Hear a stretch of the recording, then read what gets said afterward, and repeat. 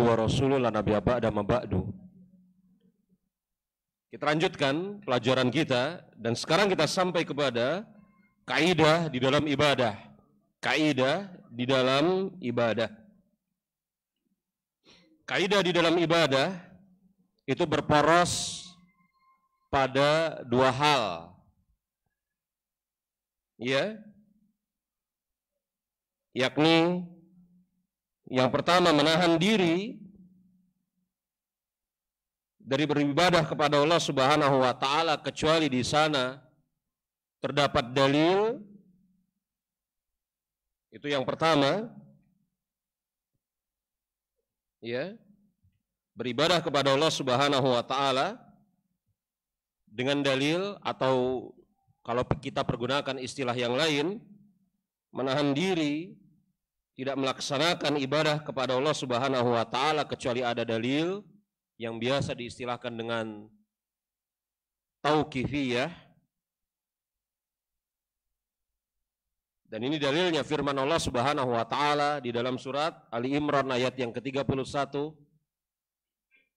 Allah Subhanahu wa taala berfirman, "Qul in kuntum tuhibbunallaha fattabi'uni." Katakanlah, jika kamu benar-benar mencintai Allah, maka ikutilah aku. Yakni ikuti Rasul alaihi salatu wassalam. Makna mengikuti di sana adalah mengikuti Rasul alaihi salatu wassalam. Ketika Rasul tidak mengerjakannya, maka tidak dikerjakan. Ketika Rasul mengerjakannya, baru dikerjakan. Yakni maknanya adalah tauqif, menahan diri, tidak melaksanakan kecuali ada dalil. Makanya Umar bin Khattab mengatakan, "Inni la'a'lamu annakal hajarun." Sungguh aku tahu engkau hanya sebuah batu. La tadurruhu wa la tanfa'u walau la anni ra'aitu Rasulillah sallallahu alaihi wasallam qabalaka ma qabaltuka. Andai saya tidak melihat Rasul alaihi salatu wasallam menciummu, maka saya tidak mau menciummu. Ini ucapan Umar bin Khattab kepada Hajar Aswad. Andai kata kemudian, yakni saya tidak melihat Rasul alaihi salatu wasallam menciummu, maka saya tidak mau menciummu. Ittiba kepada sunnah Rasul alaihi salatu wasallam. Maka kaidah dasar dalam beribadah adalah yang pertama tauqifiyah dan yang kedua ittiba. Dan ini telah kita sebutkan pada kesempatan-kesempatan yang telah lalu. Kemudian kaidah yang ketiga, sesungguhnya poros agama ini adalah ilmu yang bermanfaat dan amal yang soleh. Itu yang diminta oleh Rasul alaihi salatu wassalam.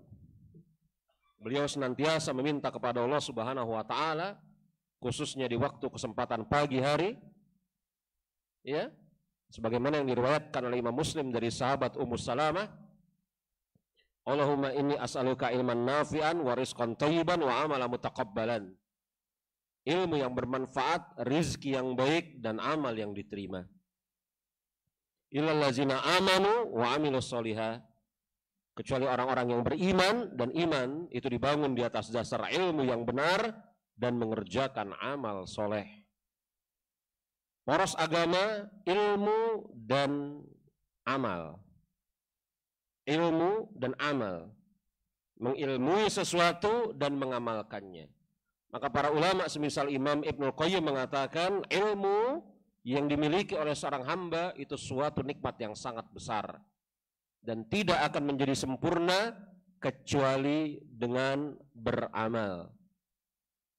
Imam Ibnul Qayyim mengatakan, andai kata ilmu cukup tanpa amal dan amal cukup tanpa ilmu, maka tidak ada dicela Yahudi dan Nasrani. Yahudi dicela karena mereka mencukupkan diri dengan ilmu tanpa amal. Sedangkan Nasrani dicela mereka tidak memiliki ilmu akan tetapi berani-beraninya beramal. Tidaklah dicela dua kaum ini kecuali dengan sebab tidak menggabungkan antara ilmu dan amal. Jadi Ahlussunnah wal Jamaah di antara ciri kekhususan mereka Mereka senantiasa berusaha untuk memadukan antara ilmu dengan amal. Memadukan antara ilmu dengan amal soleh.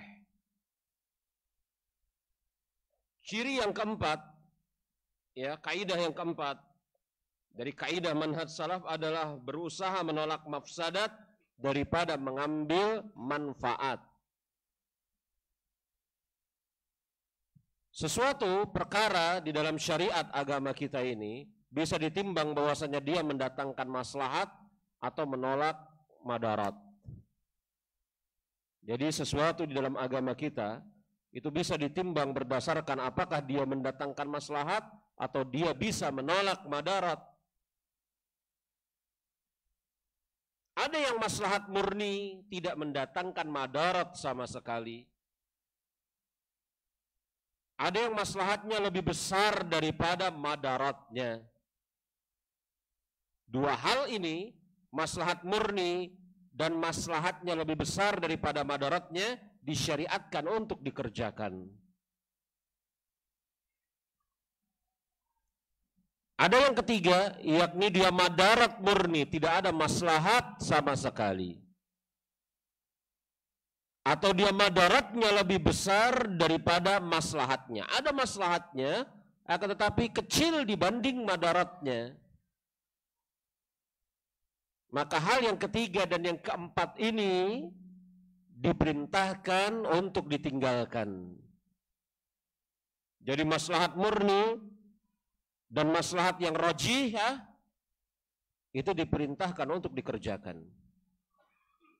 Adapun madarat murni atau lebih besar madaratnya diperintahkan untuk ditinggalkan. Permasalahannya bagaimana kalau maslahat dan madarat itu sama kadarnya? Apa yang harus dilakukan? Di satu sisi dia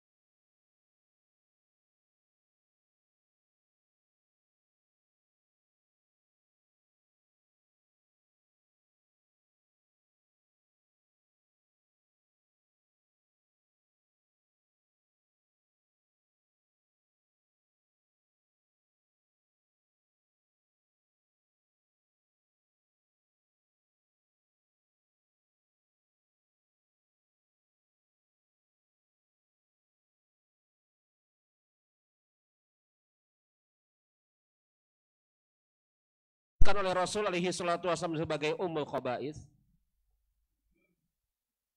dan khamr maupun judi dosanya lebih besar daripada manfaatnya, maka Allah Subhanahu wa taala haramkan. Walaupun ada maslahatnya tapi kecil dibanding madarat yang ada. Lalu bagaimana kalau maslahat dan madarat itu diangankan kadarnya sama? Sama mendatangkan maslahat, di sisi lain mendatangkan madarat.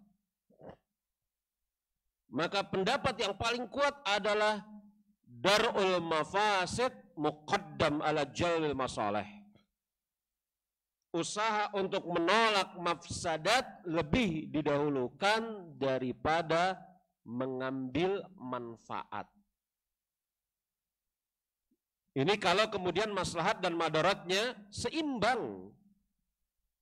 Jadi jangan dibawa kaidah menolak mafsadat didahulukan daripada mengambil manfaat kepada perkara pertama, kedua, ketiga, keempat. Oh, haji kan ada madaratnya. Apa madaratnya? Uang habis. Berarti menolak madarat lebih didahulukan. Haji gak wajib jadinya. Enggak begitu. Iya kan? Haji kan ada madarat. Apa berpisah dengan orang yang dicintai 40 hari, uang habis, capek. Berarti menolak madarat lebih didahulukan. Menolak untuk tidak pergi haji lebih didahulukan daripada pergi haji. Kesimpulan hukumnya enggak usah haji. Ini salah. Kaidah menolak madarat lebih didahulukan daripada menarik maslahat. Ini pada keadaan madarat dan maslahat seimbang. Bukan ketika madaratnya kuat atau murni dan atau maslahatnya kuat atau murni. Begitu. Ya. Dan dalil-dalilnya banyak. Dan ini masuk ke dalam pembahasan qawaid fikih. Bahkan dia termaksud di dalam satu kaidah besar dari 5 kaidah besar fikih. Ya. Baik. Kemudian jemaah rahimani wa rahimakumullah, kita lanjutkan kepada yakni kaidah yang kelima, hukum-hukum pokok dan cabang tidak sempurna, halaman ke-109 antum lihat. Hukum-hukum pokok dan cabang tidak sempurna kecuali dengan 2 perkara, yakni terpenuhinya syarat dan tidak adanya penghalang. Ini. Jadi ketika kemudian menerapkan hukum umum kepada orang per orang, maka tidak diperbolehkan kecuali terpenuhi 2 hal. Yakni yang pertama terpenuhi syarat dan yang kedua tidak adanya penghalang. Hukum ada yang berlaku umum dan pada kebanyakannya hukum Islam berlaku umum. Jadi hukum Islam itu sifatnya universal, berlaku umum. Makanya para ulama dari berbagai macam cabang ilmu, mereka menelurkan kaidah-kaidah di dalam masalah ini.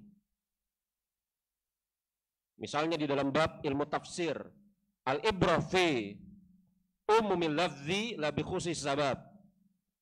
Pelajaran itu diambil dari umumnya lafaz, bukan sebab yang khusus. Maksudnya apa? Bisa jadi ayat ini turunnya dengan sebab seseorang dari kalangan sahabat. Tapi walaupun ayat ini turunnya dengan sebab seseorang dari kalangan sahabat, akan tetapi pelajarannya untuk seluruh kaum muslimin. Kan begitu. Jadi jangan ada yang mengatakan bahwasanya ayat tentang jilbab turun kepada ummahatul mukminin, maka wajib buat ummahatul mukminin saja. Ini kegagalan berpikir yang kronis. Iya. Ini kegagalan berpikir yang kronis. Memang betul ayat tentang hijab itu turun untuk ummahatul mukminin. Betul, kita tidak ingkari itu. Iya kan? Hai istri-istri Nabi, itu dia tuh. Yang disuruh berjilbab istri-istri Nabi saja. Kata sebagian orang yang gagal di dalam berpikir ini. Berarti kalau bukan istri Nabi, tidak perlu berjilbab. Yang pertama, yang berbicara seperti ini, mungkin tahu atau tidak tahu, baik tahu atau tidak tahu, telah terjatuh kepada kekeliruan yang amat fatal, bahwasanya apa? Telah ada sebuah kaidah baku di dalam pembicaraan Al-Quranul Karim, ilmu tafsir, bahwasanya al-ibrah, pelajaran, itu diambil dari umumnya lafaz, bukan sebab yang khusus. Betul ayat itu turunnya untuk ummahatul mukminin. Tetapi kandungan ayat itu untuk seluruh kaum muslimin, yakni maksudnya seluruh wanita muslim. Maknanya bukan seluruh kaum muslimin berarti diperintahkan juga buat laki-laki untuk berjilbab, enggak. Begitu. Ya. Maka jemaah rahimani wa rahimakumullah, seperti itu. Hukum itu berbicara umum. Kalau kemudian untuk orang per orang, maka sudah tentu ada pengecualian. Semisal yakni apa? Rasul alaihi salatu wasallam berpuasa wisal. Para sahabat bertanya, ya Rasulullah, kami melihat engkau menyambung puasa dengan puasa lagi. Apakah kami boleh mengikutimu? Tidak, kata Rasul. Sesungguhnya aku diberi makan dan diberi minum oleh Allah Subhanahu wa taala. Berarti puasa wisal itu termaksud kekhususan Rasul. Ya? Maka kalau kemudian tidak disebutkan itu sebagai suatu kekhususan Rasul, maka pada hakikatnya dia berlaku umum. Ada buku bagus yang ditulis oleh Imam Qodiyat dalam masalah ini, Khosaisul Rasul, kekhususan Rasul alaihi salatu wassalam. Ini buku bagus. Jadi kekhususan Rasul alaihi salatu wassalam dibanding umatnya. Ya. Maka hukum itu berlaku umum. Tapi kemudian menerapkan hukum kepada orang per orang itu memerlukan perincian. Ketika misalnya dikatakan man taraka sholata faqad kafara, siapa yang meninggalkan sholat maka dia telah kufur, itu hukum umum. Kan begitu. Kan Rasul alaihi salatu wasallam mengatakan al-faslu bainana wa baina ahli kitab as-shalah, wa man taraka sholata faqad kafara. Yang memisahkan antara kita dengan ahli kitab adalah sholat. Siapa yang meninggalkan sholat maka dia telah kufur. Siapa yang meninggalkan sholat maka dia telah kufur. Maka itu hukum umum. Akan tetapi ketika ada seseorang yang meninggalkan sholat, bolehkah kemudian kita hukumi dia langsung kufur dengan sebab itu? Nah, maka di sana ada syaratnya. Apa syaratnya? Harus terpenuhi syaratnya dan tidak ada penghalangnya. Apa syarat-syaratnya? Yang pertama, iqamatul hujjah. Tegak hujjah atas diri dia. Yang kedua, fahmul hujjah. Dia faham hujjah tersebut. Ya.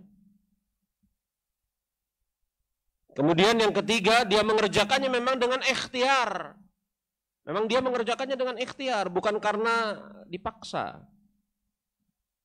Adapun penghalangnya yakni apa? Syubhat. Mungkin ada syubhat di benak dia. Atau dia tidak memahami dari hujjah tersebut. Inilah yang dibicarakan oleh para ulama di dalam pembahasan semisal ini. Ya. Maka selalu ada pembicaraan syurut takfir wa mawani, syarat-syarat mengkafirkan dan penghalang-penghalangnya. Ada juga syurut dalam masalah ini dan mawani dalam masalah ini dalam bab tabdi, tafsik dan yang semisalnya. Ya. Baik. Maka di sana antum bisa lihat halaman ke-120 termaksud dalam masalah ini adalah takfir, tabdi, tafsik. Ini merupakan masalah yang di dalamnya banyak menimbulkan fitnah dan ujian. Maka berhati-hati ya. Semata-mata kita melihat ada saudara kita melakukan perbuatan fasik, kemudian kita katakan, hei fasik, ini berbahaya. Berbahaya ini. Ada saudara kita yang melakukan perbuatan bid'ah dan kemudian kita katakan, hei ahlul bid'ah. Ini berbahaya. Ada saudara kita yang melakukan perbuatan kekufuran, kemudian kita katakan, hei calon penghuni neraka. Itu bahaya. Berhati-hati dalam masalah ini. Ini sudah diingatkan oleh Syekh, yakni penulis kitab kita ini. Yang kitab kita ini, yang lagi kita pelajari ini, ditakdim oleh Syekh Saleh Fauzan. Berhati-hati. Bisa jadi dia mengerjakan perbuatan tersebut karena tidak tahu. Atau karena kemudian sedang hilang kesadaran, atau karena tanpa ikhtiarnya. Bayangkan kalau ada di antara seseorang yang dia sadar akan ucapan ya Allah engkau adalah hambaku, aku Tuhanmu. Jelas dia kufur dengan ucapan itu. Tapi ada seseorang saking gembiranya dia mengatakan, ya Rabb, engkau adalah hambaku, aku Tuhanmu. Maka dia tidak dikufurkan oleh Rasul. Bahkan Rasul alaihi salatu wassalam mengatakan li syiddatil farah. Dia mengucapkan kalimat tersebut keseleo lidahnya dengan sebab sangat bergembira. Lihat. Ini padahal ucapan kufur. Tidak diragukan lagi mengatakan bahwasanya Allah adalah budak. Dan kemudian kita adalah Rabb. Itu kekufuran. Tapi ini hukum umum. Ketika orang yang mengucapkannya itu karena keseleo lidah. Dengan sebab syiddatil farah. Sangat gembira. Maka tidak dihukumi kufur oleh Rasul alaihi salatu wassalam. Maka harus memperhatikan bahwasanya apa? Hukum umum ketika dibawa kepada orang-orang keadaan-keadaan tertentu, ini harus berhati-hati. Harus terpenuhi syarat dan hilangnya penghalang. Belum lagi kemudian kalau kita telah sama-sama mengetahui bid'ah tidak melazimkan kekufuran. Ada bid'ah yang memang kemudian melazimkan kekufuran. Seperti bid'ah Jahmiyah. Iya. Bid'ah Jahmiyah saja, orang yang memiliki pemahaman bid'ah Jahmiyah, apakah kemudian bisa langsung divonis kafir? Kan tidak. Hah? Dalilnya mana? Loh, bukankah Imam Ahmad berdiskusi sama pentolan Jahmiyah yang bernama Ibnu Abi Duat? Yang tujuan Imam Ahmad berdiskusi ini dengan Ibnu Abi Duat untuk apa? Iqamatul hujjah. Dan memberikan pemahaman kepada Ibnu Abi Duat. Kalau kemudian di sisi Imam Ahmad, seseorang itu menjadi Jahmiyah dan otomatis kufur, maka tidak perlu lagi iqamatul hujjah. Ngapain iqamatul hujjah? Udah kufur kok. Kan kisah tentang diskusinya Imam Ahmad dengan Ibnu Abi Duat kan ma'ruf. Antum yang pernah mempelajari kitab Lum'atul I'tiqad insya Allah mengetahuinya. Ngomong-ngomong udah pernah belajar Lum'atul I'tiqad? Ya. Insya Allah memahaminya. Di sana Imam Ibnu Qudamah bawakan kisah perdebatan antara Imam Ahmad dengan Ibnu Abi Duat, pentolan Jahmiyah pada zamannya. Jahmiyah itu kufur secara umum. Imam Ahmad sendiri yang mengatakan dalam usul sunnah. Imam Ahmad mengatakan al-Jahmiyatul kuffar, Jahmiyah itu kafir, kata Imam Ahmad. Ini dalam usul sunnah. Usul sunnahnya Imam Ahmad. Ya. Saya pernah mendaurahkan kitab usul sunnah ini awal atau akhir November kemarin. Rekamannya antum bisa lihat di PLN Mengaji. Itu daurah apa? Teman-teman PLN di Jakarta. Saya mendaurahkannya sampai selesai usul sunnahnya Imam Ahmad. Imam Ahmad menghukumi bahwasanya Jahmiyah kafir. Tapi kemudian Imam Ahmad berdiskusi dengan seseorang Jahmiyah, Ibnu Abi Duat. Untuk apa? Iqamatul hujjah kepada Ibnu Abi Duat. Kisahnya ma'ruf. Maka jemaah rahimani wa rahimakumullah, bahkan kepada pelaku kepada pelaku bid'ah yang terjatuh kepada kekufuran, kita tidak serta-merta mengatakan dia pasti kafir. Mungkin ikut-ikutan, mungkin tidak tahu, mungkin lagi terpana akan pola pikir yang kelihatannya logis dan ilmiah dari kelompok-kelompok menyimpang tersebut. Maka harus kemudian ditegakkan hujjah di dalam masalah ini. Ya. Belum lagi kemudian orang yang melakukan perkara ini memang harus betul orang yang berilmu. Seperti yang telah saya katakan tadi, ini adalah perkara yang berat. Jangan sampai dia menghukumi perbuatan seseorang itu menjatuhkan kepada perkara kekufuran, tiba-tiba itu hakikatnya tidak kekufuran. Makanya para ulama mengatakan begini, misalnya kita ambil contoh menarik dari satu hal yang berbeda pendapat ulama mazhab di dalam menyikapinya. Dan ini terjadi. ini terjadi. Saya ambil contoh nanti. Kita sama-sama maklum bahwasanya Imam Ahmad berpendapat orang yang meninggalkan sholat kufur. Betul? Di sisi yang lain Imam Syafi'i berpendapat orang yang meninggalkan sholat, ya, selama dia masih meyakini kewajiban sholat, tidak kafir. Maklum ini, pendapat yang maklum. Dan berdiskusilah dua orang imam ini dalam masalah ini. Dengan diskusi yang panjang, alot dan menarik. Maklum kita itu. Maka para ulama kemudian sampai kepada sebuah permasalahan yang cukup pelik. Bolehkah seseorang bermazhab Hambali mengkafirkan seseorang yang bermazhab Syafi'i yang meninggalkan sholat? Nah ini lintas mazhab ini. Ya maklum ini ya, lintas mazhab. Kan orang yang bermazhab Hambali meyakini orang yang meninggalkan sholat kufur. Maka ketika dia jumpai ada seseorang yang bermazhab Hambali bermazhab Syafi'i meninggalkan sholat, bolehkah dia menghukumi orang yang bermazhab Syafi'i itu kufur dengan sebab meninggalkan sholat? Apa jawabannya? Dalilnya mana? Kalau tidak kan dituntut dalil. Orang yang bermazhab Hambali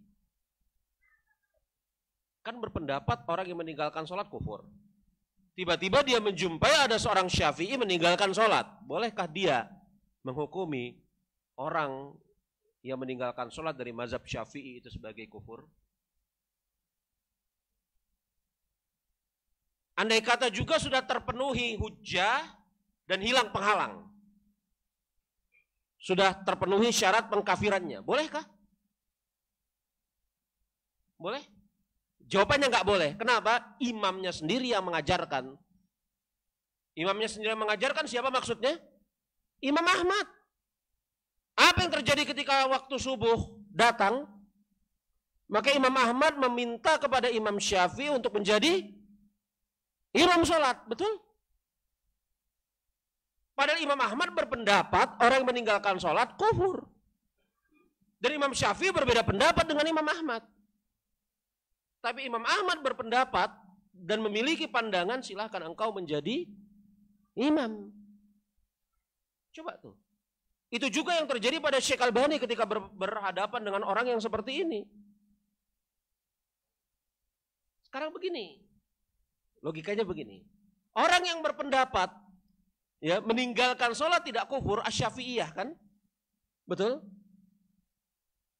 Kalau kemudian ada seseorang yang meninggalkan sholat dengan fatwanya Imam Syafi'i, di sisi Imam Ahmad, di sisi mazhab Imam Ahmad seperti apa? Tidak dihukumi. Makanya Imam Ahmad memandang bahwasanya sholat di mazhab belakang mazhab Imam Syafi'i sah. Maklum antum? Maklum enggak? Iya.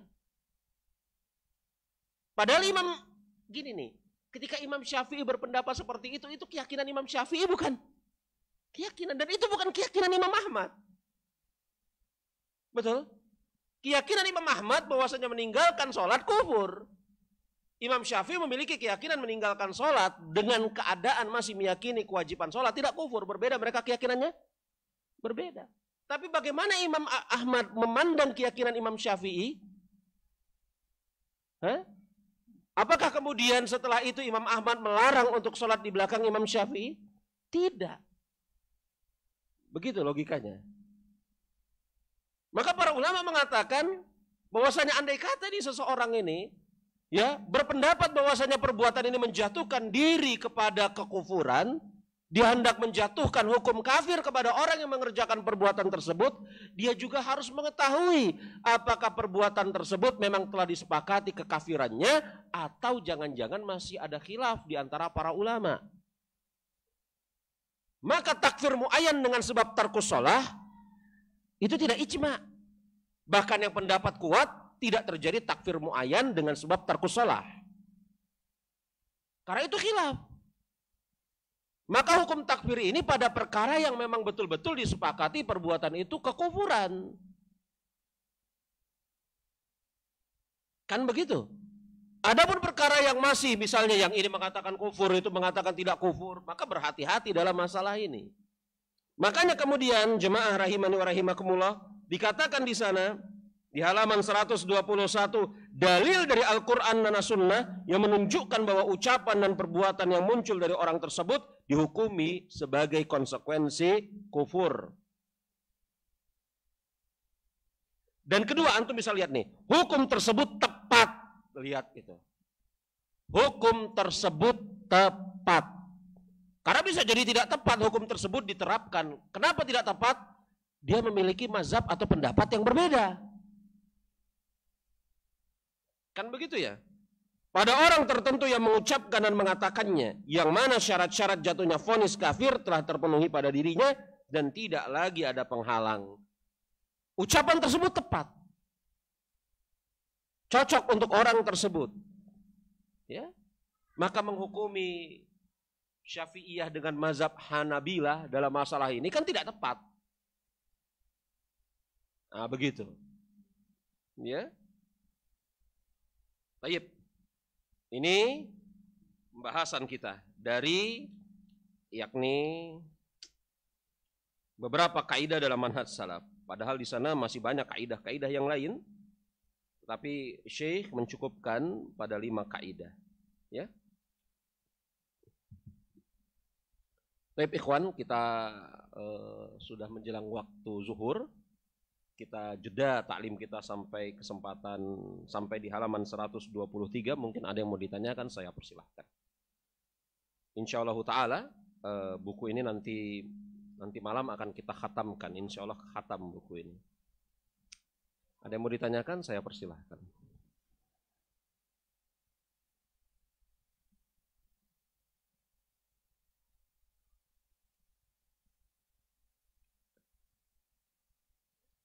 Ada?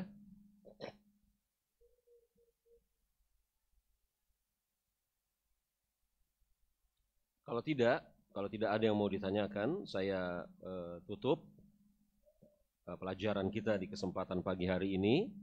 Insyaallah ta'ala nanti ba'da maghrib kita lanjutkan di dalam pembahasan kun salafiyan ala jaddah. Kita masuk ke dalam bab sikap salafus soleh terhadap ahlul bid'ah. Yang benar datangnya dari Allah Subhanahu wa taala. Adapun kesalahan datangnya dari diri saya pribadi, Allah dan Rasulnya berlepas dari kesalahan saya, dan saya mohon ampun kepada Allah Subhanahu wa taala. Subhanakallahumma wa bihamdika asyhadu an la ilaha illa anta astaghfiruka wa atubu ilaik. Alhamdulillahirabbil alamin.